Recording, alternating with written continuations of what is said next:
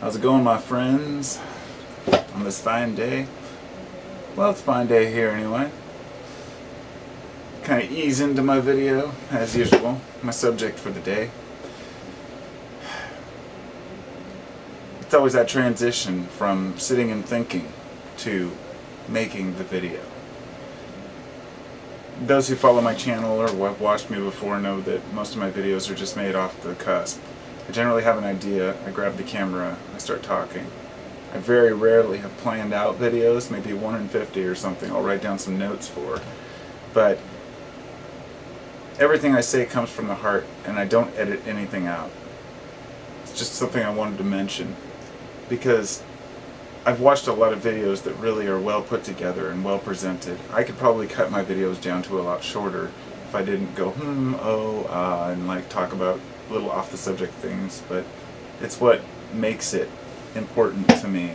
I have a hard time, I guess, just letting it go at a short video. Anyway, I wanted to talk today about something really important to me. It started off with this morning when I woke up and watched a couple videos. Sometimes I'm emotionally charged in the morning and I'll cry really easily. I like that. I embrace it, and it's not that often, but usually when I either listen to some really moving music or watch something that really I resonate with, I feel like my emotions are the most in tune right in the morning after I've been up for about an hour. So I uploaded this Facebook post today. I was just glancing at it, and that's what made me want to do this video. It's called The Weakness of Strength. And it's a video from this the School of Life. And the basis for the video was something really important to me, which is understanding, but it was a little more complicated than that. Not just understanding each other, but learning to embrace each other's values. And I'm talking about a couple, husband and wife, wife and wife, whatever you may be, whatever your preference. When you are living with someone really close as a couple, you have to learn how to work on each other by not trying to change each other, but trying to change each other. In other words, you're trying to share your values with the person that you think are important in hopes of improving some of their weaknesses. And the one point, I guess, of this particular video was that for every strength a person has, there's an equal weakness. And of course that would be expected. But I'm talking about a weakness within the strength itself. And it's something that I was always aware of, but I've never really acknowledged. It's one of those things, let's see, for me, I'm very outspoken. The negative aspect of that, I tend to say things a little too bluntly to people. I should go back to a book I have. It's astrology. It's an astrology do-it-yourself book, I guess.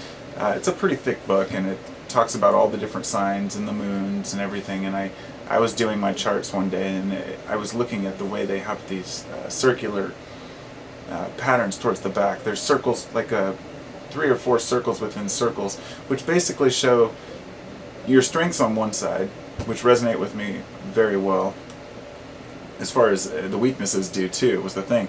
When I read it when I was younger, I just thought, oh, well, some of it agrees with me. And that's because when I was younger, I couldn't embrace my weaknesses. I was young, tough, I knew everything.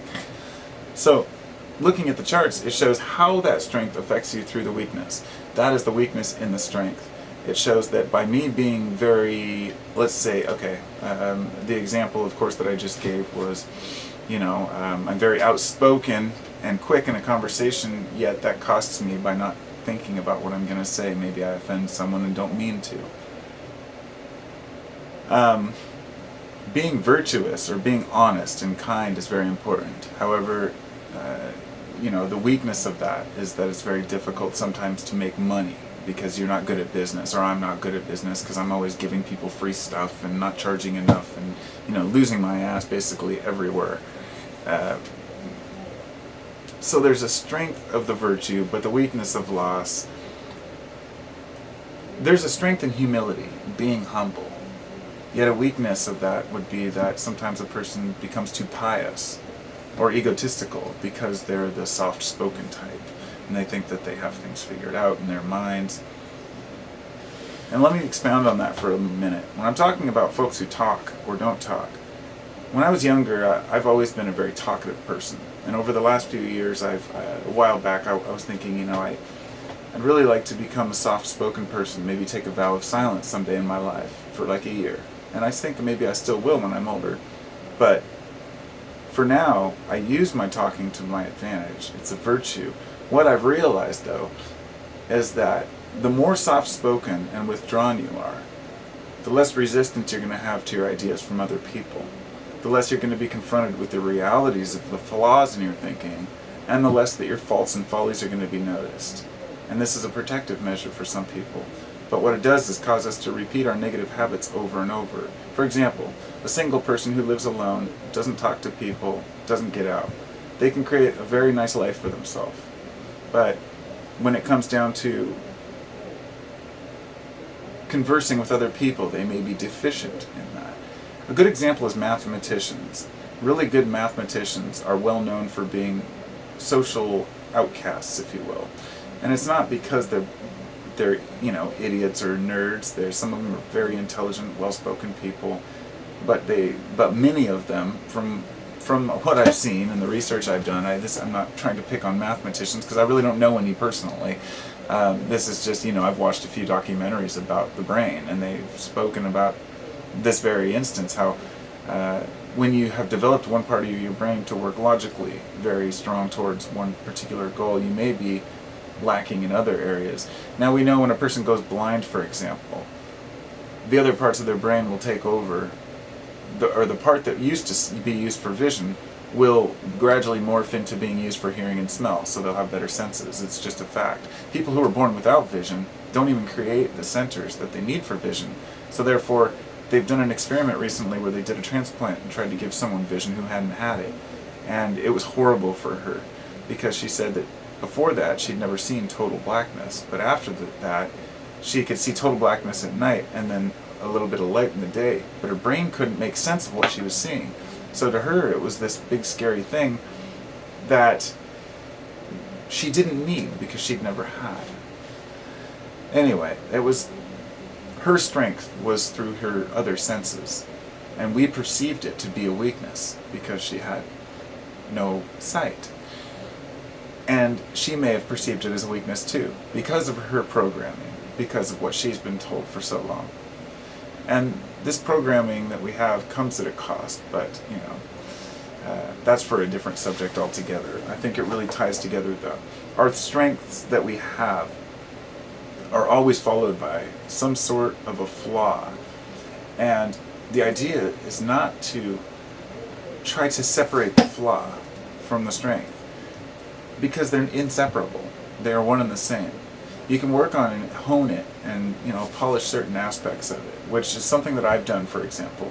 I'm very outspoken, but I made it a point a few years ago to be very cautious when I'm talking with people that I love, those around me. For example, I can really easily offend my mom if I disagree with something she says, that she has heard or believes on the internet that she may have heard. Even if she doesn't believe it, if I disagree with it, I can offend her and she'll take it personally, only because of the past relationships we've had. Because one of my flaws has always been calling it as I see it. And you may say, well, a person shouldn't be that way with their mom. I can't help it. People are people to me. My mom is very important to me. She's my mother, of course. But when it comes to a discussion about facts and figures, I don't beat around the bush. I don't, pretend. And, like the psychological aspect of it, say a strength and a weakness that I want to use an example of would be, a strength would be being of the mind where you're prepared for anything. And years ago, this is what I was all about, getting ready for any type of event that might happen, a catastrophe in my lifetime. The weakness of that, which I didn't see until later, was that it put me into a state of perpetual, not fear, but awareness that I thought was placed correctly. Found out it was a misplaced awareness, that I was using my energy incorrectly because I was laying idle waiting for something to happen. Somebody pointed this out in a video yesterday I made about how when you're waiting for the apocalypse, waiting for the end, thinking something's going to happen, often that's a way of wanting to escape, just wanting something to happen to get away from it all. You'll seldom hear a person who's doing really well, has a great job and a great family and everything's phenomenal, their cash flows well. You'll seldom hear them talking about how the end is coming or anything like that. It unfortunately does have to do with the state of mind, which if a person's doing well in life, they're not in the state of mind to want a collapse of society. The time when I felt that way was when I was broke and I didn't really know what I wanted to do. And it's not even necessarily money related. A person can have plenty of money. It has to do with whether you see the good in people and you see a positive future or outcome for your own life or for others. So that was the weakness anyway that I saw in the prepping, is that I got too involved in looking for the end. And my entire life now is based on existence, okay? Not trying to prove anything to myself, not trying to convince myself that something is real or not real, not using my energy to fight against ideas unless it's something that's right in my face and I see it's obviously wrong. In other words, I'm starting to understand how society takes care of itself. I'm even finding myself with some conservative views having to do with social programs to a certain extent. In other words, I'm not just talking about welfare or poverty, but people's altruism in general. It seems to be almost forced. You know, you go down at the store and they say, hey, would you like to make a donation to this and this? You know, to this Heart Foundation or to the kids in Africa or to kids that want to play piano in Europe. Whatever it is, it doesn't matter. It's kind of like people feel like there's an obligatory, I guess an obligation to donate money to causes that they don't even understand or know anything about. And this has caused us to want to protect all humans at every cost, because it's within our nature to want to protect each other. There's this unspoken thing I haven't mentioned here that is the one thing that connects us all, which is that we are all connected through understanding and love if we're willing to set aside our egos, set aside what we think life's about, and really look at it from the outside. There's a group, I'm trying to remember what the name of it is. ISIL, or no, it's not ISIL, the group, terror group. This is a scientific group. It's the study of human consciousness. It was a group that was started by Edgar Mitchell in 1973, and it's been going on since there, so, 40 years now? 40 years, I guess. And the reason why it started is he was coming back from space on his mission from, I don't remember which mission it was, Apollo 14, I think, or something.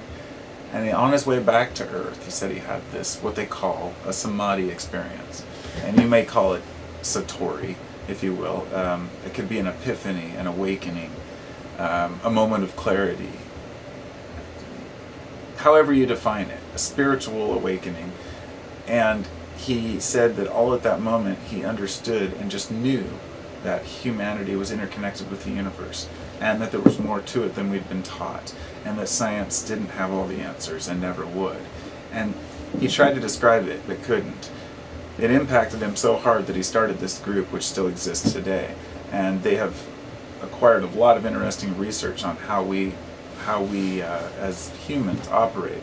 And our consciousness, the study of our consciousness, has been divided among a group who think that it's something that's a production, produced by the brain, and groups like them who truly believe through their own scientific studies that it just can't be explained through, biology within something, a human context. And when you try to get the answer of how people know that, it comes down to, I just know. And you can just say that this is faith. It's the exact same thing. When a person just knows something, it's faith. It's direct, but it's different. It's more than faith. Because I believe that faith is what you have to use when you're told something is true, but you're not quite sure about it. Faith is what you use when you want something to be true. But knowing is something that happens when you just know. And it's like knowing that existence. When I read that about Edgar Mitchell, I understood, because I feel the same way. I've seen the interconnectedness too. I've seen it through my psychedelic journeys, but I've also seen it elsewhere. In sober life, in daily life. Simple pleasures, the beauty of looking out the window and seeing a tree, and the smallest branches, and not just the patterns, but the beauty of how everything goes together in a Zen-like, laughable fashion. And when I stopped resisting, I started growing a lot faster.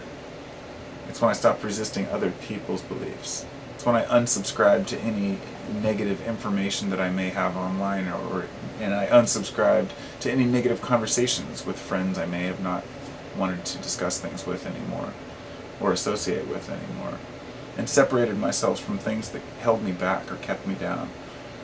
And that allowed me to develop my greatest strength, which is the ability to see things rationally, yet still hold a mystical quality to them. It was Einstein himself who said that the most intense emotional experience a person can have is that of the mystical. He says that something like that supersedes even the greatest sciences we will ever discover. These little sayings and quotes that have come from these great scientific minds, they should lend a little bit of credibility to the idea that we are more than just consciousness. That we're something greater. We're a whole, an entity on this little blue ball in space.